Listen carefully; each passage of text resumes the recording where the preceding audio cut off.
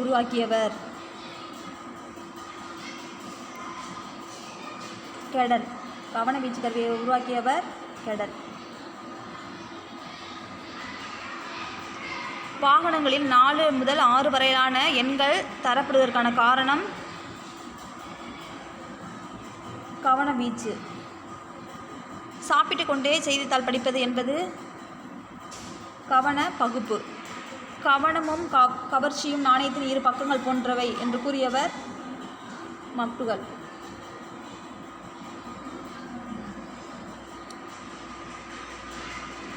கரோட்டி தொடக்கத்தில் பாதை குறித்து விளக்குகளை முயன்று கவனித்து காரை ஓட்டுகிறான். பின் போதிய முயற்சியின்றியே அவனால் ஓட்ட முடிகிறது.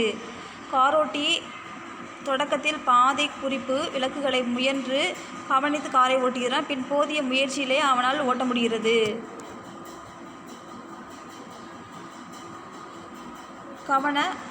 பழக்க கவனம். பியாஜேவின் கோட்பாடு குழந்தைகளின் அறிவு வளர்ச்சி பற்றியது. உயர்புலன் என்று குறிப்பிடப்படுவது கண். சிறிய நீல நிற சதுரக்கட்டை என்பது சிக்கலான பொதுமை கருத்து. பொதுமை கருத்து எழுதலின் மையப்படிநிலை. பொதுமை பிரிதல். உயர்நிலை பள்ளி அளவில் அதிகம் பயன்படுத்துவது. விரிவுரை முறை. பியாஜே பொருள்களின் நிலைத்தன்மை பற்றி எந்நிலையில் குறிப்பிடுகிறார்? புலனியக்க நிலை.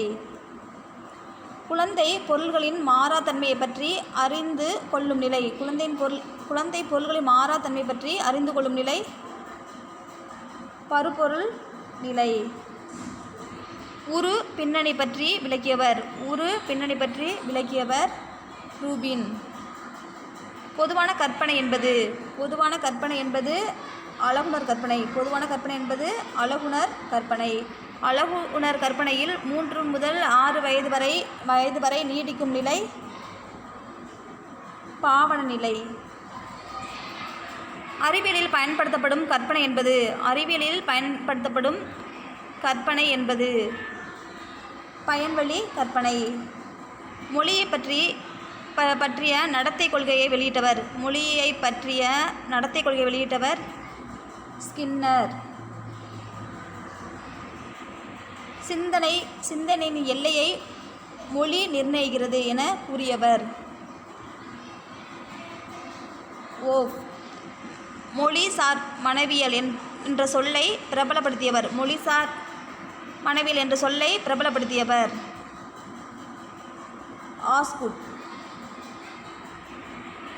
இயற்கையிலேயே மனிதர்கள் மொழியை கற்கும் சாதனையை பெற்றிருக்கின்றனர் என கூறியவர்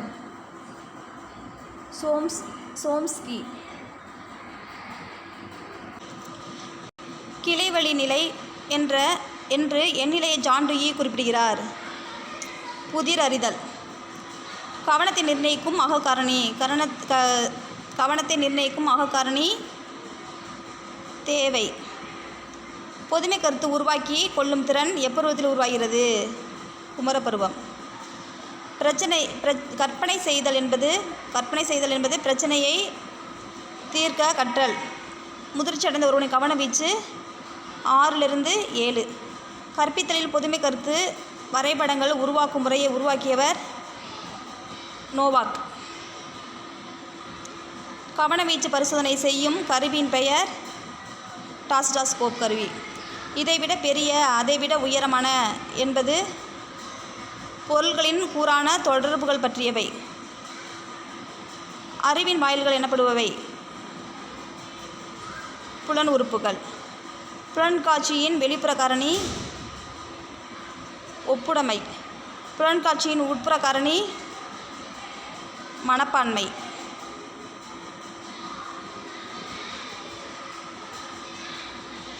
தவறான புலன்காட்சியை இவ்வாறு அழைக்கலாம். இல்பொருள் காட்சி. தரையில் கிடக்கும் ஒரு கயிறு பாம்பாக காட்சி அளிக்குமானால் அதற்கு பெயர் என்ன? இல்பொருள் காட்சி. உண்மை நிலையோடு ஒத்துப்போகாத புலன்காட்சி பெயர் திரிபு காட்சி. பக்கத்து அறையில் யாரோ ஒருவரது பேச்சுக்குரல் கேட்கும்போது அது அவனது நண்பனது பேச்சுக்குரல் என்று உணர்தலுக்கு என்ன பெயர்? திரிபு காட்சி. ஒருவன் இல்லாத ஒன்றை இருப்பதாக காண்பதற்கு என்ன அர்த்தம்? இல்பொருள் காட்சி.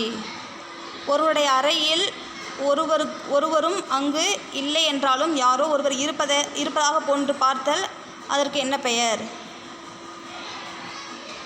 இல்பொருள் காட்சி. கண், மூக்கு, செவி, மெய் போன்ற புலன் உறுப்புகள் புகுவாயில்கள்.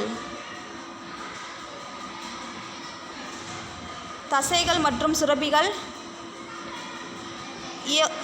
இயக்குவாய்கள். மனிதனின் நரம்பு தொகுதி எத்தனை பெரும்பிரிவுகளாக பிரிக்கப்பட்டுள்ளது? 3.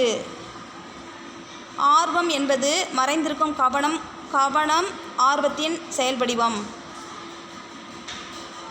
மெக்டுகள். சுரப்பிகளை எத்தனை பெரும்பிரிவுகளாக பிரிக்கலாம்?